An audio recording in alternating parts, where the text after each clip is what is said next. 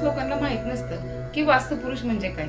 जर एखाद्या घरामध्ये वास्तुपुरुषाचा आशीर्वाद असेल, वास्तुपुरुष जर खुश असेल, तर ते घर नेहमी सुख समाधानाने भरलेलं असतं. वास्तुपुरुष म्हणजे काय, तर एकदा महादेव आणि अंधकासूर यांच्यामध्ये प्रचंड असं घोर युद्ध चालू होतं. त्या युद्धामध्ये महादेवाच्या घामाचा थेंब पृथ्वी तलावरती पडला आणि त्यातून एक प्रचंड असा महाकाय राक्षस तयार झाला. हा राक्षस पृथ्वीवरती सर्वांना खूप त्रास देत होता आणि पशु पक्षी जेही कोणी प्राणी असतील सगळ्यांना तो खाऊ लागला. त्यावेळेस सर्व देवता मिळून महादेवाकडे गेले आणि यासाठी प्रार्थना केली, विनवणी केली. त्यावेळेस सर्वांनी मिळून पृथ्वी तलावरती सगळेजण आले आणि या अंधकासुराला त्याच्या शरीरावरती पाय देऊन त्याला धरणी मातेमध्ये गाडले. त्यावेळेस अंधकासुरने माफी मागितली आणि त्याला दयेची भीक म्हणून सर्व देवतांनी, शंभू महादेवांनी त्याला आशीर्वाद दिला की तू प्रत्येक वास्तूच्या खाली वास्तुपुरुष म्हणून राहशील आणि त्या वास्तूमध्ये जीही काही नकारात्मकता असेल किंवा घरामध्ये कटकट अस्वच्छता असेल,